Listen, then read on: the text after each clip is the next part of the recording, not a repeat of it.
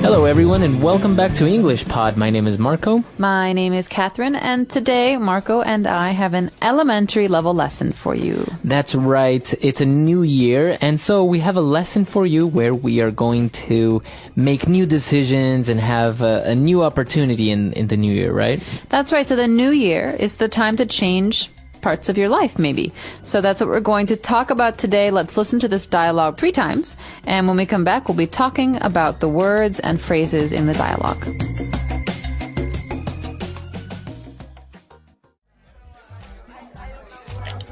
Now that it's the new year, I've decided to turn over a new leaf. Yeah? You finally decided to wipe the slate clean? You got it. I have a new job. I'm living in a new city with new friends. This is my opportunity to make some small changes in the way I live my life. So what are you going to do? Take up an art class or something? Well, first of all, I've decided to stop smoking. It's not that I'm pinching pennies or anything. It's just that I've been smoking since I was 16, and I think it's time to stop. I'm with you on that one. Anything else you're planning on doing? One last thing. I've decided to come out of the closet. It's about time. All right, we're back. And so if you notice, the dialogue has actually a lot of really, really rich phrases in there. So today we're going to change the format a little bit, and we're going to do Fluency Builder in 2 different sections. So starting out with the first one on Fluency Builder Part 1. Fluency Builder. So the new year, we think about new things, changing things. We have a great phrase in English to describe starting fresh, starting anew. And we say, turn over a new leaf. Okay, so you turn over a new leaf. So that means that you are going to maybe make a radical change, right? Some completely new.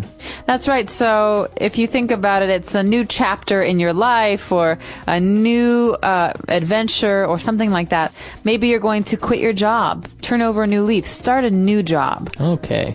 So you can say, I'm going to turn over a new leaf, or Sarah turned over a new leaf and quit smoking.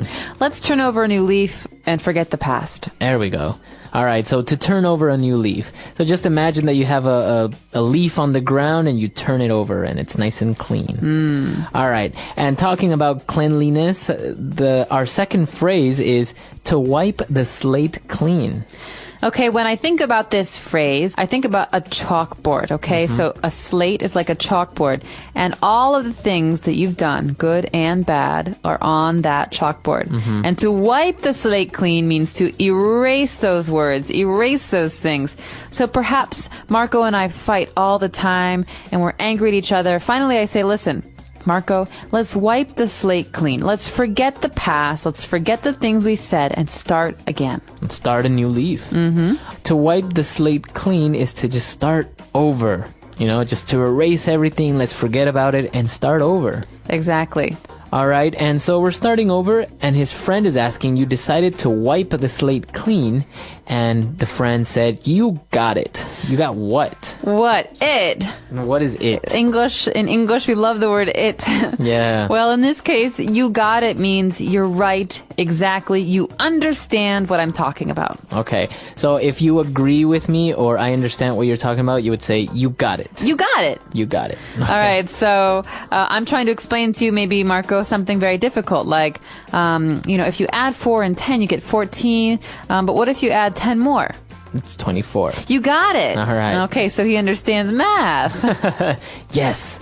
Okay, so that's the way you would use you got it. It's a really popular phrase. I mean, you can use it on pretty much anything, not only if you're right, but also if somebody agrees with it or you promise something, right? So, are you going to pick me up today? Yeah, you got it. Okay, no problem. So it's a way to agree or to show that you're saying yes. Yes. Okay, so why don't we listen to our dialogue again, and we'll come back shortly to look at Fluency Builder Part 2.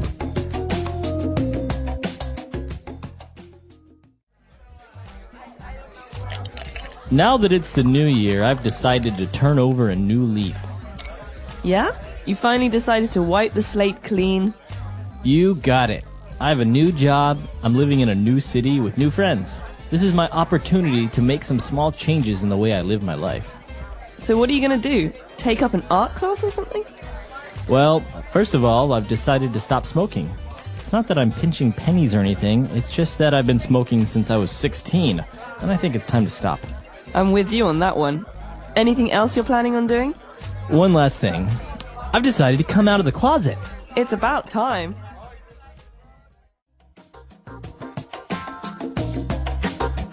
All right, we're back. So now let's continue with our Fluency Builder. And, well, they kept talking, and the guy mentioned that he's going to stop smoking. But it's not because he is pinching pennies. Oh, pinching. That sounds painful. Right. Okay, pinching is something you do, especially when you're a child. You squeeze the skin. Pinch, and Right. it hurts. So to pinch really is to hold something with two fingers. To pinch pennies means to try to spend very, very, very little money. Okay? Right. So if we say, if I say, hey, Marco, you want to go to dinner tonight? There's this really nice Italian place. It's a little expensive, but... Oh, I can't. I'm sorry. I'm really pinching pennies these days because I'm kind of broke. So maybe we'll go somewhere cheaper. Yeah. So actually, pennies are 1 cent. 1 cent coins, right? They're called pennies in the United States. That's right. And it's the smallest kind of money that we have in America. So if you're pinching pennies, if you're saving pennies, it means you really don't have much money. Right, So you're really, really saving. That's right. Okay, so pinching pennies. So he decided to quit smoking, and his friend agreed with him and said, you know what? I'm with you on that one.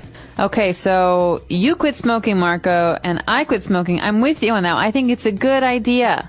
If I'm with you on that one, it means I agree with you. You're doing the right thing. So you can say, I'm with you on that one, or you can just say, you know what? I'm with you. Do it. I'm with or you. I'm with you. I agree. Or I'm with you. I support your decision. So you are going to go skydiving in a couple weeks. That means you're Right. going to jump out of an airplane. I'm not with you on that one. You don't support my decision. I think it's okay for you, but I would not want to do it personally. All right. Right. So you can do it in that way or just anything. You support somebody's decision. I'm with you. I'm with you on that one. Exactly. All right. And our last phrase, to come out of the closet. So who's in the closet? Why is somebody hiding in the closet? Okay, someone's not really hiding in the closet. This is a phrase we use to describe someone who is gay or lesbian, who has a secret about being a gay or lesbian. So when they come out of the closet, they're telling their friends and family for the first time that this is how they feel. So it's basically a phrase that's kind of a metaphor to say, you know what, I'm going to tell everyone that I am gay or lesbian, right? That's right. Well, it's because in English, oftentimes a closet is a place where we keep secrets. Okay, and so to come out of the closet means to share your secrets with people. So sometimes in English you say, you have skeletons in the closet. That's right. This is a little different. Maybe I killed someone, and it's a skeleton in my closet. It's a secret that I keep. But a skeleton in your closet can also be a very big secret, like you were once married and you never told anyone. Yeah. Right. Or I have 2 kids and I never told you guys. Right, so those were the skeletons in the closet, but in this case, it's to come out of the closet, and that's always related to telling somebody for the first time that you are gay or lesbian. That's right. And we don't say it about being straight, which is the opposite, which Right. is men who love women and women who love men. Right. You don't say it about coming out of the closet there. You say it about being gay or lesbian. Okay, so very interesting, and so I think we should listen to this dialogue for the last time, and we'll be back to talk a little bit more.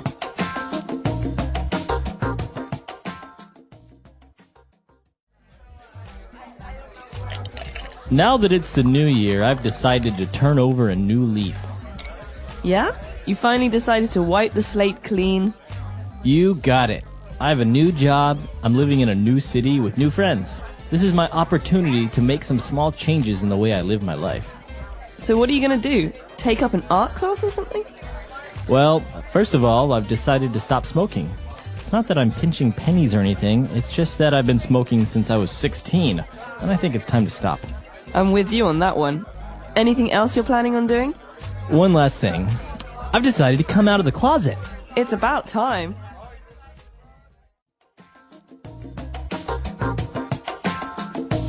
All right, we're back. So this is very interesting, and these phrases are so common because if you have a fight with somebody, you say, you know what, let's just wipe the slate clean and start all over again, or let's turn over a new leaf, let's stop fighting. And especially in New Year's, right? Everyone makes a promise to start fresh. That's right. Well, the new year, you can use a new calendar. You can take a fresh perspective on your life. It's refreshing. And I think it's good that we do this. We evaluate the things that make us happy and we evaluate the things that make us unhappy. And part of that means turning over a new leaf. Part of it also means apologizing to people. Right. Or trying to make the relationships in your life healthier. And I think it's very healthy that the person in this dialogue says, listen, I'm finally going to come out of the closet. I'm going to be honest with my friends and family. And that's really interesting because, as we said, to come out of the closet is a phrase used in English and mostly related only in this context. So you might see it in TV shows or in a movie. And but it's an interesting topic, still debatable all over the world about, gay marriages and things like that. That's right. So we're curious about your New Year's resolutions. Are you going to be wiping any slates clean? Are you going to be doing anything differently this year? Let us know on our website, englishpod.com. We look forward to hearing from you, and until next time. Bye, everyone. Bye.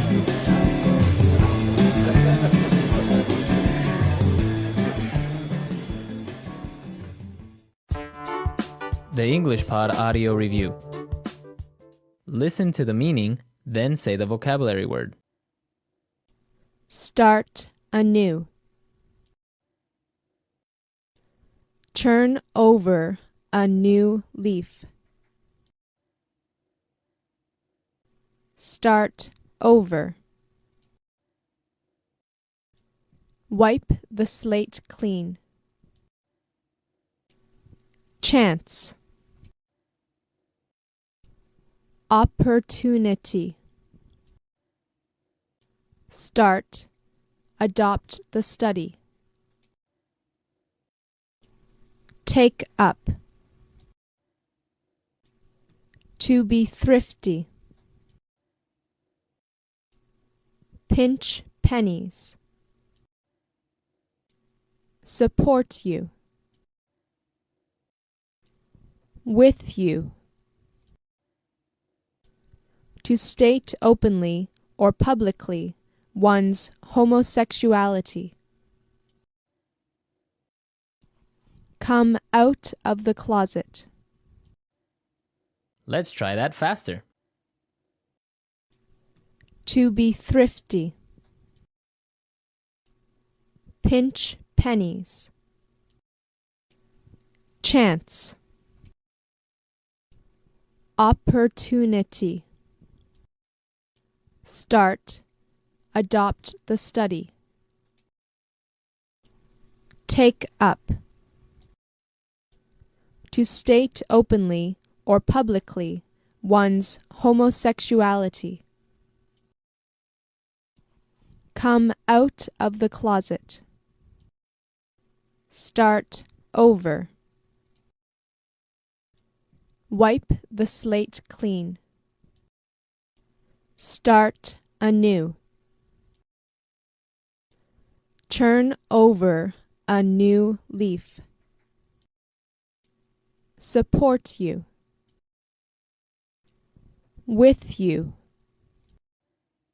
Now say the word and hear it in a sentence. Turn over a new leaf.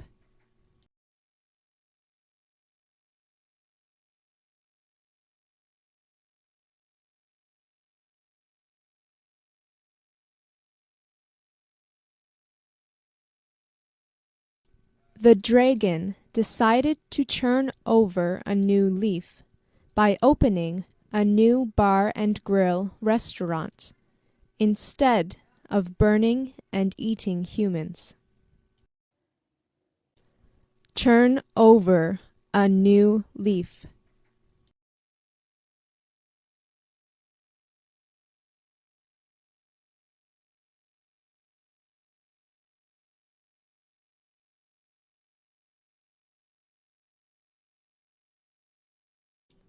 My sister has really turned over a new leaf since the last time I saw her. She doesn't get angry easily anymore and is more thoughtful. Turn over a new leaf.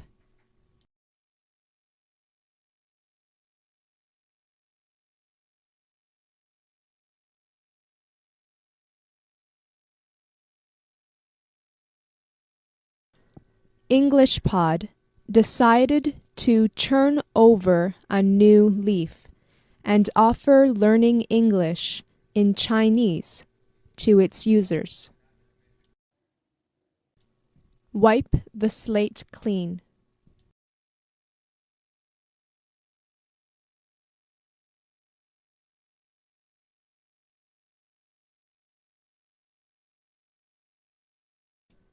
I was unhappy with the way I was living, so I decided to wipe the slate clean and start again. Wipe the slate clean.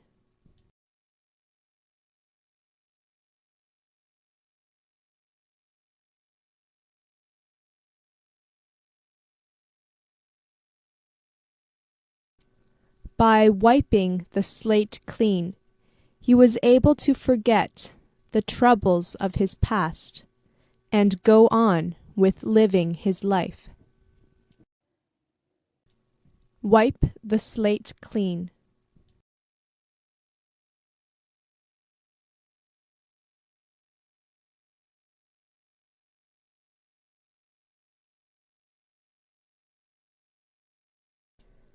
She hoped that by starting this new business, she could wipe the slate clean and be accepted back into the community.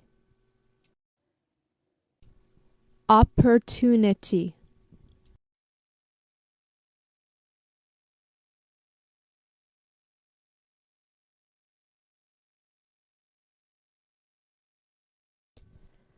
Now that I've graduated, this is my opportunity to make a difference in the world. Opportunity.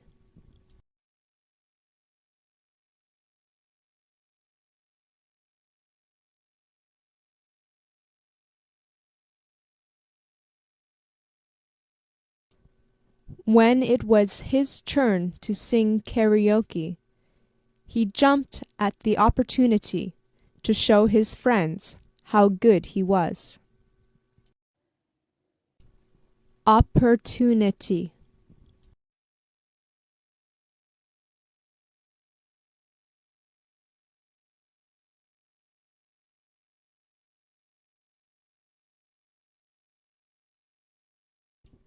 When they were finally alone on the beach, watching the sunset, he took the opportunity to tell her that he loved her.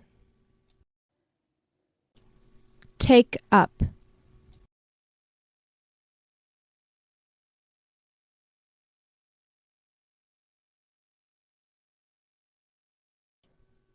I decided I wasn't good at the piano, so I took up guitar instead. Take up.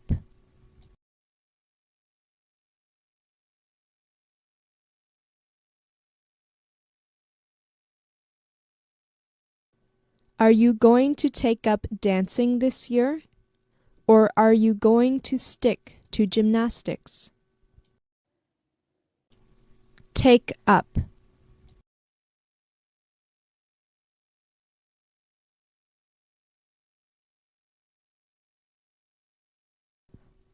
I am going to take up learning Chinese as my New Year's resolution. With you.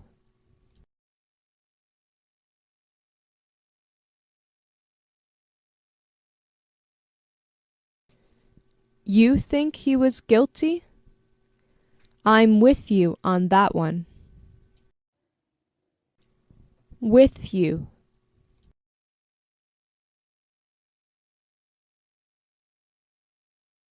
Were with you to the death. with you.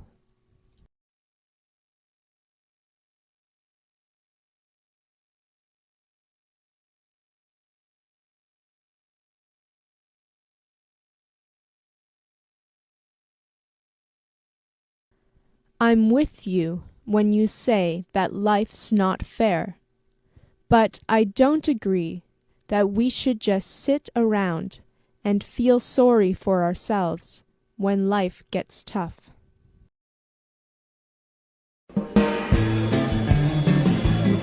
Hello, everyone. Welcome back to English Pod. My name is Marco.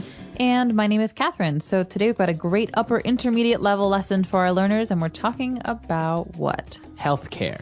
Okay, this is a very important topic because it's been in the news recently, especially in the context of American politics. And so I don't know if you've heard things about this, listeners, but the healthcare is a very hot topic. Exactly. So basically what we're talking about is health insurance, whether it's private health insurance or, like a standard national insurance program. Exactly. And so your country might have a private option where you can pay a private company for insurance, or a public option like England or Australia, right, where your country will actually provide healthcare for you at no extra cost. Very good. So it's an interesting topic. Why don't we jump directly into the dialogue, and we'll be back to explain a couple things.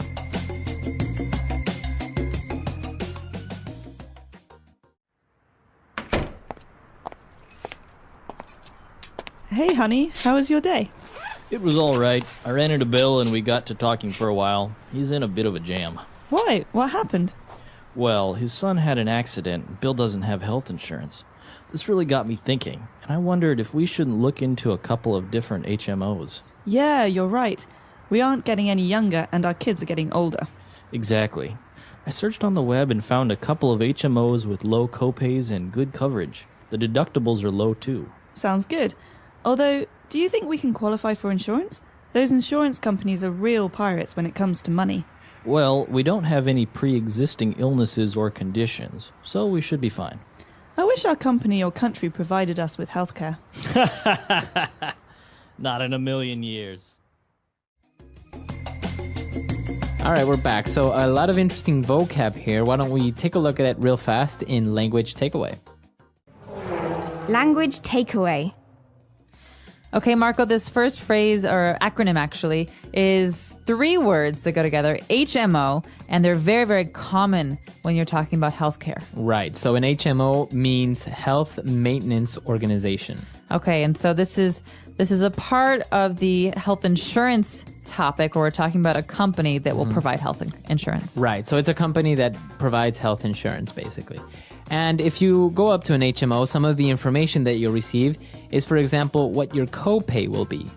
Okay, so sometimes with a private option, when you pay a company to give you health insurance, you can get a lower rate if you help pay for some of your care. So, for example, a copay on a broken arm might be $20, but you pay $20, that's your copay, and your health insurance company pays the rest. And so sometimes copays are really high, they're really big, and that's kind of a bad deal because if you hurt yourself, you don't want to pay a lot. Right. But sometimes there's no copay, in which case your company will pay for all of the coverage. All right, so another very similar word is a deductible. Okay, so deductible is something that is fixed and it's in your insurance policy. That means in the contract that you make with the insurance company, the deductible will be stated. For example, my insurance plan, I have maybe a $500 deductible. Okay. That means that in any situation, I get hurt or I get sick, I pay for the first $500 of care, and then my insurance company pays for the rest. Right. So if I have to have a $1,000 surgery, I pay $500, and then my insurance company pays the other $500. Okay, very good. And well, you have these deductibles and everything, and that depends on your coverage, right? So coverage, how much the HMO covers you. That's right. And so you can find this also in your contract with your insurance company. And coverage will include or not include something. So coverage, for example, in a healthcare plan, does not usually include your teeth. That's a separate kind of insurance. Right. But coverage can include emergency evacuation from a situation or ambulances, for example. And so coverage is what is included in your insurance plan. Okay, very good. And our last word for today is to qualify for. All right, so you might have heard this phrase before in the context of sports or academics. So he qualified for a scholarship or she qualified for the varsity volleyball team.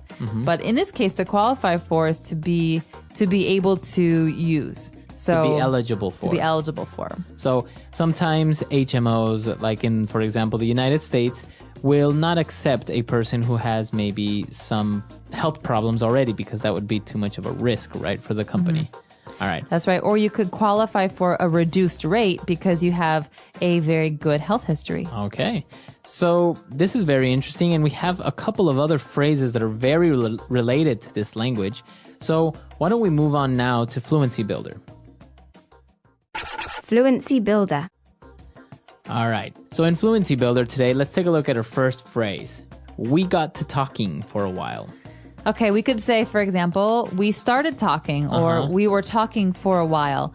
But this is a very spoken language kind of phrase where we'd say, we got to talking. Right. So it's not really grammatically correct, but because you would say we started talking, but sometimes people say we got to talking. So we got into a conversation, right? That's right. And usually it's about something. So we could say, yeah, we got to talking about how we both went to the same high school. Or we got to talking about this movie that we both saw. Okay, very good. And well, they got to talking for a while, and apparently his friend was in a bit of a jam. Okay, jam is a food. You can eat it. You put it on bread. Like marmalade, right? Exactly. But in this case, a jam is a fix or a difficult situation. So it has a very different meaning, and I want to warn you about that first. Right. But to be in a jam or to be in a bit of a jam is to be stuck. Okay. So you're in a difficult situation. You have Yeah. some problem. Yeah, so Marco, I'm in a bit of a jam here. Can I get your help with something? All right. Very good. Okay. And then the guy was talking about insurance, and he said, this really got me thinking. So we got the verb got again there. All right, so it got me thinking. That means I started thinking about something. So, when we were talking about jam a minute ago, it got me thinking about how much I love breakfast. Very good. So you would use it in that way, right? Like it reminded me. It reminded me, or I started to really think about something. Okay. And our last phrase is a pre-existing illness. All right, so to exist is to be, to be around. Pre-existing means existing before something else. Okay. And so you often hear this in terms of insurance when someone asks you about your pre-existing condition. So that means if I'm signing up for an insurance plan, a health insurance plan, and I have an interview with you, Marco, and you ask me this question, What is your pre-existing condition? that means what diseases or health problems do I have Now. right now? Right. Prior to signing up for this insurance. And I say, oh, I don't have any. And you're very happy because that means I'll be cheap. But if I say, oh, I have diabetes, then that is something that the insurance companies don't like because it's expensive. Right. Because you're more probable of getting sick or something like that. Right. So diabetes or cancer or Lyme disease, these are all pre-existing conditions. And usually pre-existing conditions are diseases or problems, health problems that you have that won't go away. Okay. Very good. All right. So we have a lot of words, a lot of phrases here. Let's listen to the dialogue one last time and we'll be back.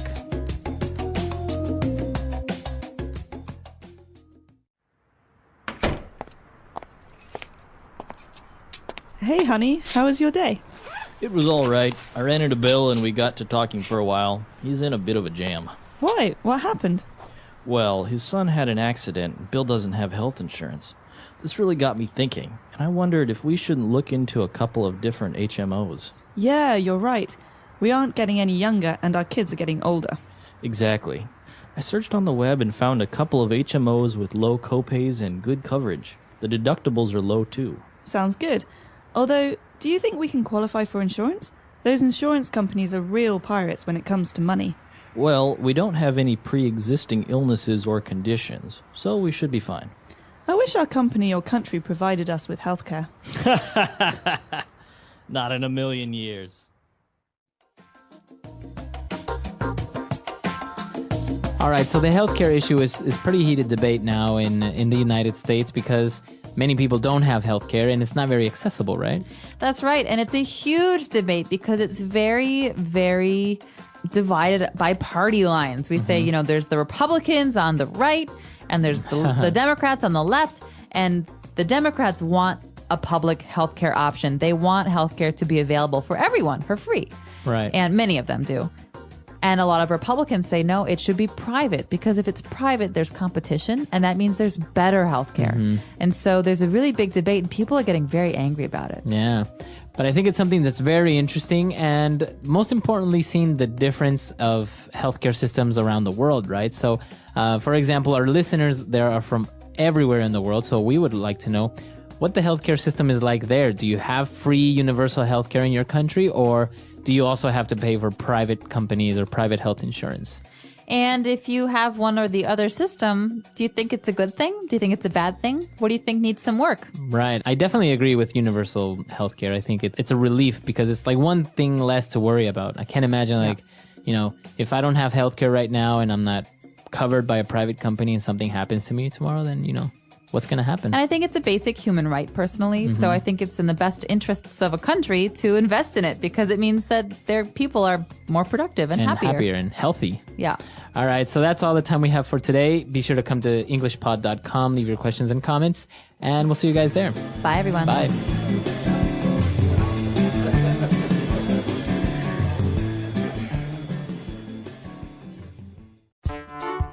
The English Pod Audio Review. Listen to the meaning, then say the vocabulary word. Meet or encounter. Run into. Kind of.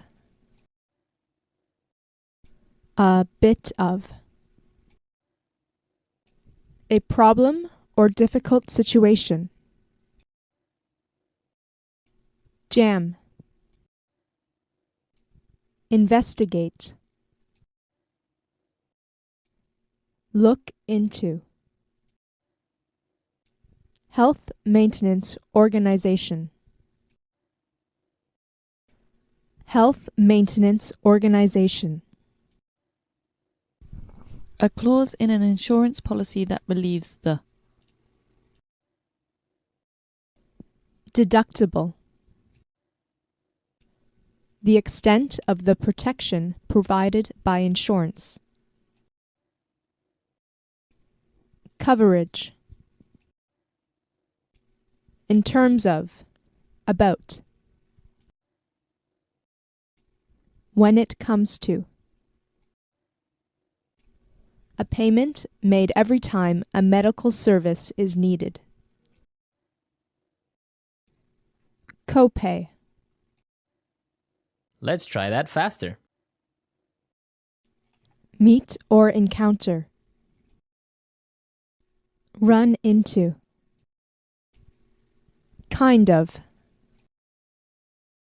A bit of. A clause in an insurance policy that relieves the. Deductible. A problem or difficult situation. Jam. A payment made every time a medical service is needed. Copay. In terms of. About. When it comes to. Health Maintenance Organization. Health Maintenance Organization. The extent of the protection provided by insurance. Coverage. Investigate. Look into. Now say the word and hear it in a sentence. Run into.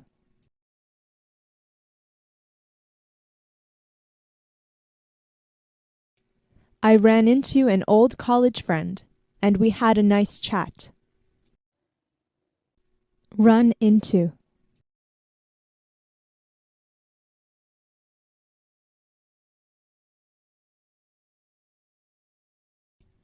I wish I could run into some of my old high school friends, but it's unlikely since I live in another country. Run into.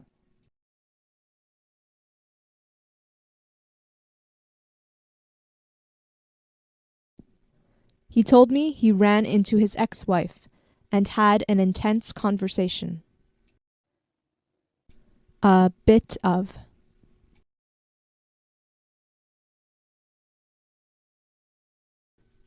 We should really consider buying health insurance. A bit of.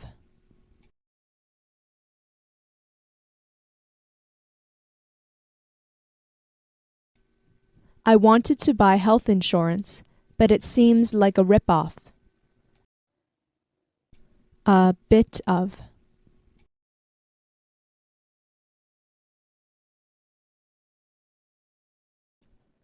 This insurance company seems to be quite convenient. Look into.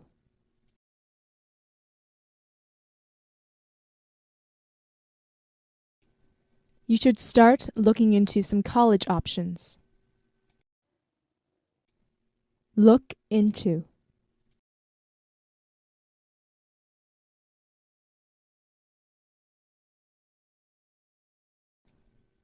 We started looking into job offers in the city, but there's nothing interesting. Look into.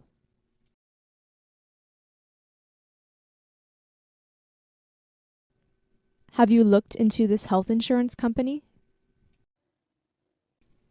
Coverage.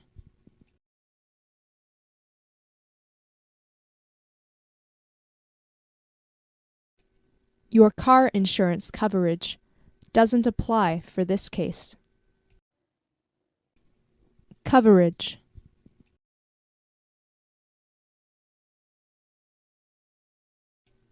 My phone has nationwide coverage. Coverage.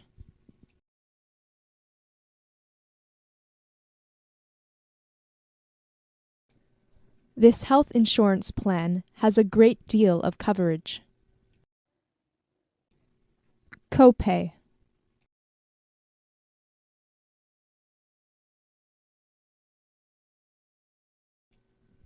We can only hope that the government provides us with good education. Copay.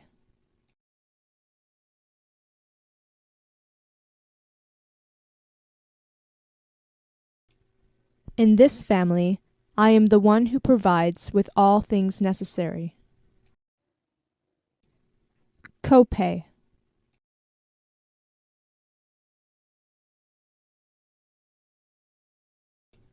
My sponsor provides me with almost all the things I ask for.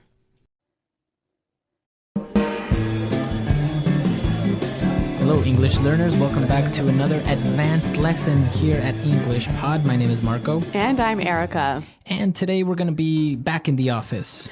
That's right. We are listening in as somebody gets a little bit of trouble from their boss for being a bit late on a project. All right, so we're going to be at the office. Somebody misses a deadline.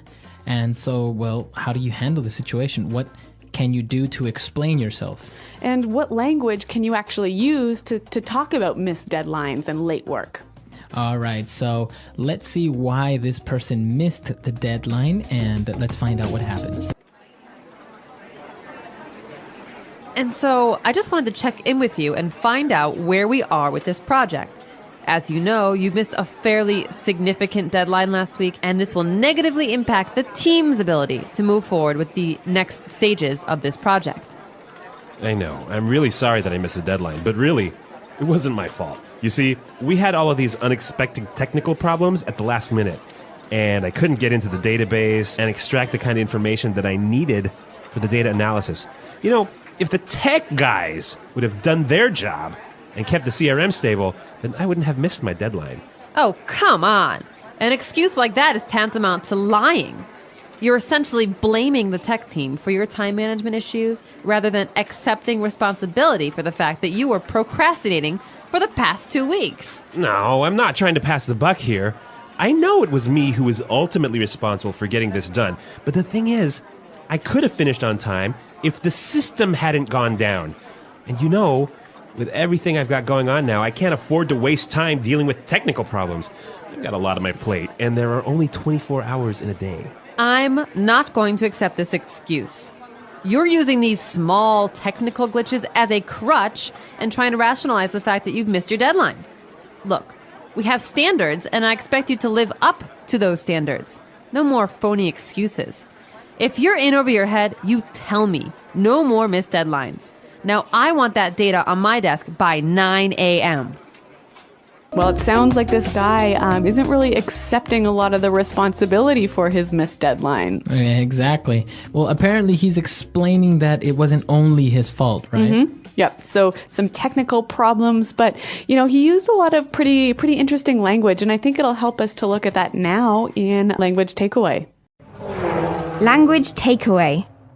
All right, so in language takeaway today, we have 5 words, and let's start with the first one. All right. Well, the boss is not really happy with the excuse that the employee was giving, and he said an excuse like that is tantamount to lying. Tantamount. Tantamount to something. Okay, so if an excuse like that is tantamount to lying, what is he trying to say here? Basically, it's the same as, or it's almost the same as. So similar to. So if I say tantamount to something else, how would I use it? Marco, taking my computer without asking is tantamount to stealing. Okay, so even though I'm not actually stealing it or taking it home with me, it is almost like stealing. Yeah, and the interesting grammatical thing here is that we almost always use a gerund right after. So tantamount to verb ing. Okay, tantamount to stealing, tantamount to lying, tantamount to killing. Okay. Well, on that happy note, let's go on to our next word. Now, the boss was really unhappy with the employee for procrastinating. Procrastinating. Procrastinating. So the verb is to procrastinate. And when you procrastinate, you say, oh, I'll do it later. I'll do it tomorrow. Okay, so you kind of delay things or you leave it for another day. Yep. All right, very good. So to procrastinate. A favorite verb amongst college students. I actually thought for a little while that procrastinate was to have babies. Oh, okay. It's kind of similar. Yeah. What's the word? Procreate. Procreate. See? Yeah. So for a while, I always thought that procrastinate was like having babies. Like, why are you procrastinating? And I'm like, I'm not. Well, glad you got that straight. So yes, our listeners, procrastinate is not the same as procreate. Okay. I learned that the hard way. Yes. Well, it sounds like you had a little bit of a glitch in your understanding of language, and that's our next phrase. So in the dialogue, they were talking about some glitches with the system. A glitch in the system. Okay, so a glitch. Now, this is common among computers, right? A glitch is an error. Right. So when you're talking about a glitch and you're talking about computers, it's an error, a mistake. But we also use it to talk about any unexpected problem, a small unexpected problem. Okay, so a small glitch. Yeah. There was a glitch in our plan and we arrived 10 minutes late. Or I can say this movie has a glitch in the story. So there's a small problem in the story that doesn't make sense. Exactly. All right. So the employee was blaming his lateness on these small technical glitches, but the boss didn't believe this, right? The boss said, "You're trying to rationalize the fact that you missed the deadline." Okay, to rationalize. To rationalize. So the boss is saying that he's trying to rationalize. So that means, is he trying to make sense of it? Well, this is an interesting psychological word. And when you rationalize something, you think about it or describe it, like especially some bad behavior, in a way that makes it seem better or proper or more sensible. So you're trying to convince yourself. Yeah, you're telling other people, but you're also telling yourself that it's better. Okay, or that you're right when you're actually wrong. Yes, yeah. Okay, so he was trying to rationalize the fact that he missed the deadline. So he was trying to explain to the boss and also kind of make himself believe that it wasn't really his fault when it was. Now, because this is a little bit of a difficult concept to understand, I think we should hear some examples. Example 1. You can't rationalize your son's behavior by saying he's going through a hard time. Example 2. As much as I tried, I couldn't rationalize buying such an expensive pair of shoes. Example 3. You know it was the wrong thing to do. Stop trying to rationalize it. Okay, so clear as daylight now, this word rationalize. All right, and our final word. So the boss really wasn't happy with these excuses, and he said, no more phony excuses. Okay, phony. Phony. Phony, phony. So phony is basically false or fake. Right, so a phony statement. A phony watch. Okay, a fake watch. Yeah, not a Sony watch, but phony watch. A phony. So a lot of great words in this dialogue, but as you mentioned, we also saw some very interesting phrases that we can use in situations like this. So why don't we start now with Fluency Builder? Fluency Builder. Well, you know, one of the interesting things about English is that we have a lot of ways to make things sound more direct, less direct, harder or softer. And in this dialogue, there were a few examples of how we use softening words to do the opposite, to actually make it a little strong. Okay, so why don't we start with the first paragraph? In the first part of the dialogue, he said you missed a fairly significant deadline. A fairly significant deadline. Now, this word fairly. Kind of, sort of. So it's not very significant, it's Yeah. kind of significant. Yeah. But in this context, when the person is saying it, it just sounds a little bit softer, but your understanding is... It's a very important deadline. Okay, a very important deadline. So another similar example of this is the boss was saying, you're essentially blaming the tech team. Okay, you're essentially blaming. So essentially is like basically or pretty much. So it sounds a little softer, but what he's actually really saying is, you're doing this. Right. So instead of saying you're blaming the tech team, he adds this word essentially to kind of say, well, basically you're saying it's their fault. Yeah. But the context, or you understand that it's actually very direct, and he's saying it's your fault. Yeah, so he's saying you're almost blaming the tech team, but what he means is you're blaming the tech team. Mm-hmm. Now, our third phrase is very interesting because it's kind of like a saying. That's right. So the employee says, I'm not trying to pass the buck here. I'm not trying to pass the buck here. I'm not trying to pass the buck. Now, what's the buck? $1 bill. $1 bill. So we understand that he's saying, I'm not trying to blame somebody else or pass the blame onto someone else. Mm-hmm. But you can think about it like this. Like, imagine he had some fake or phony money, right? Mm-hmm. And he wants to pass that on to the next person so he doesn't get in trouble. Okay. So I'm not trying to pass the buck. I'm not trying to pass the blame, put the responsibility on someone else. Very good. But you know what? You know what he really means here? What? I am trying to do this. Because he knew, he knew that it was a fake $1 bill. Yeah, right? yeah. Okay. Yeah.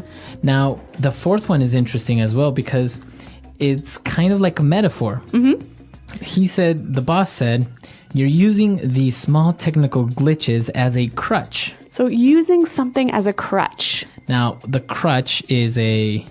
You know when you break your leg, mm-hmm. you use those wooden or metal sticks to walk with? Okay, to help you walk. Yeah. So the boss is basically saying you're using these technical glitches as an excuse or as an aid to why you missed the deadline. Yeah, so if you think about it like this, some people might say, okay, if you walk with a crutch, then you won't succeed, right? Mm-hmm. Because whatever. Mm-hmm. So this employee is basically saying, yes, I know that I should meet deadlines, but these problems, these glitches are like my crutch that make me not succeed. Okay, so he's trying to just make excuses. Mm-hmm. So, God, Marco, that was a little bit difficult to understand. Do you think we should give a couple more examples? Yeah, I think some more examples would be very useful, so let's listen to a couple of them now. Example 1. I realized that I was using alcohol as a crutch to get through the day. Example 2. I think Bill's very capable of being successful, but he uses his disability as a crutch. Example 3. Stop using your weight as a crutch. Just because you're a bit fat doesn't mean you can't get a great job. All right, so a lot of great phrases, great words, and well, I think it's time for us to listen to this dialogue for the last time, and then we'll come back and talk about this aspect of meeting deadlines. And so I just wanted to check in with you and find out where we are with this project. As you know, you missed a fairly significant deadline last week, and this will negatively impact the team's ability to move forward with the next stages of this project. I know. I'm really sorry that I missed the deadline, but really, it wasn't my fault. You see, we had all of these unexpected technical problems at the last minute, and I couldn't get into the database and extract the kind of information that I needed for the data analysis. You know, if the tech guys would have done their job and kept the CRM stable, then I wouldn't have missed my deadline. Oh, come on. An excuse like that is tantamount to lying. You're essentially blaming the tech team for your time management issues rather than accepting responsibility for the fact that you were procrastinating for the past 2 weeks. No, I'm not trying to pass the buck here. I know it was me who was ultimately responsible for getting this done. But the thing is, I could have finished on time if the system hadn't gone down. And you know, with everything I've got going on now, I can't afford to waste time dealing with technical problems. I've got a lot on my plate, and there are only 24 hours in a day. I'm not going to accept this excuse. You're using these small technical glitches as a crutch and trying to rationalize the fact that you've missed your deadline. Look, we have standards, and I expect you to live up to those standards.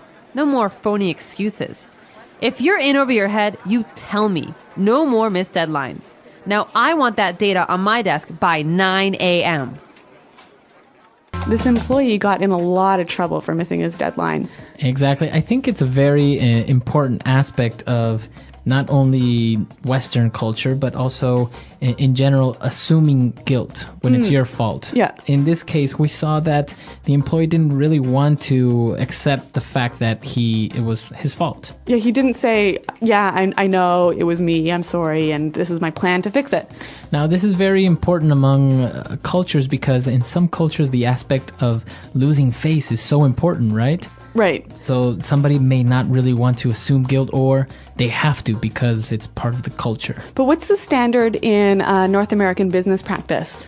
I would say that you would have to assume responsibility and take responsibility for your actions, right? And say, yes, it's my fault, I did it, but I'm gonna get it fixed, or I'll do it, or I'll make up for it. So some good business tips here today in this lesson. Now, remember, if you have any questions about the language or want to tell us a little bit about how you assume responsibility in your culture, visit our website at englishpod.com. Right, we're always there to help you out, and until next time. Thanks for listening, and goodbye. Bye.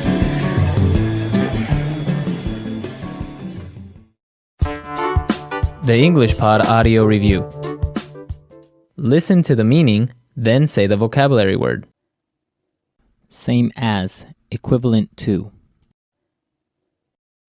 Tantamount. Later than expected. Behind schedule. Very important or very relevant. Fairly significant. The action of delaying one's work. Procrastination. In essence, basically. Essentially. To create an untrue story. Fabricate. Used to indicate you justify failure with excuses. As a crutch. To give the reasons why you did something wrong.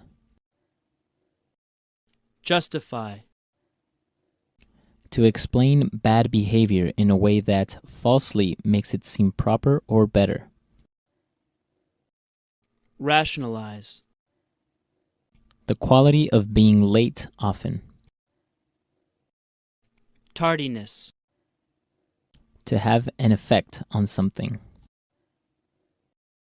Impact. Continue, go on. Move forward. Coming without warning. Unexpected. At the last moment. Last minute. Leave tasks or duties for a later time. Procrastinate. Blame someone else. Pass on the responsibility. Pass the buck. At last. In the end. Eventually. Ultimately. Another way of saying I have many things to do. On my plate. Not true. Fake or false. Phony. Too much to handle. In over your head. Let's try that faster. To give the reasons why you did something wrong. Justify. Too much to handle. In over your head. Later than expected. Behind schedule. Another way of saying I have many things to do. On my plate. To explain bad behavior in a way that falsely makes it seem proper or better. Rationalize. Leave tasks or duties for a later time. Procrastinate. Not true. Fake or false. Phony. Same as. Equivalent to. Tantamount. At last. In the end. Eventually. Ultimately. Very important or very relevant. Fairly significant. The action of delaying one's work. Procrastination. At the last moment. Last minute. To have an effect on something. Impact. In essence. Basically. Essentially. Continue. Go on. Move forward. Used to indicate you justify failure with excuses. As a crutch. Coming without warning. Unexpected. Blame someone else. Pass on the responsibility. Pass the buck. The quality of being late often. Tardiness. To create an untrue story. Fabricate. Now say the word and hear it in a sentence.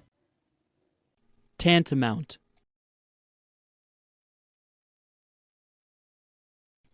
Not telling me everything is tantamount to lying. Tantamount.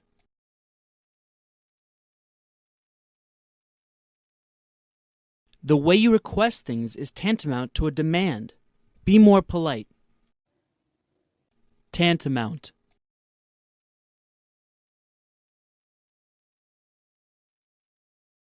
The president's words were so harsh that they were tantamount to a declaration of war. Fairly significant.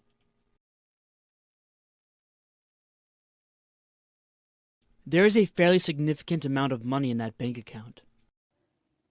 Fairly significant.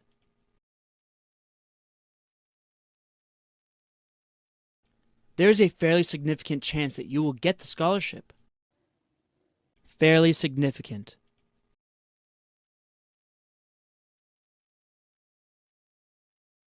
The president talked about how fairly significant economic growth is expected this year. Essentially.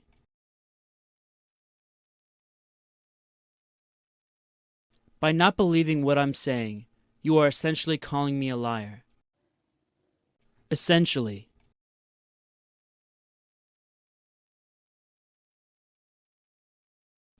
The company is essentially laying people off in order to reduce costs. Essentially.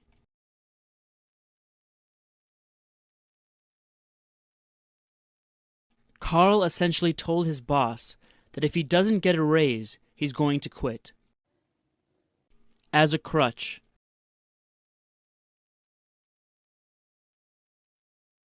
I realized that I was using alcohol as a crutch to get through the day. As a crutch.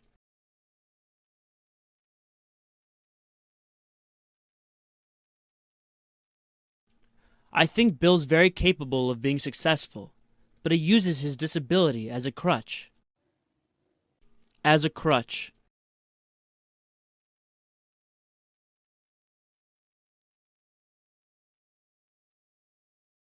Stop using your weight as a crutch. Just because you're a bit fat doesn't mean you can't get a great job. Rationalize.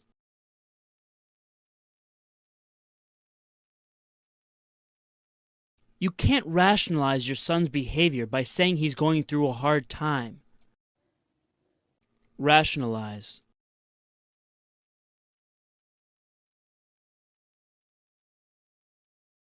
As much as I tried, I couldn't rationalize buying such an expensive pair of shoes. Rationalize.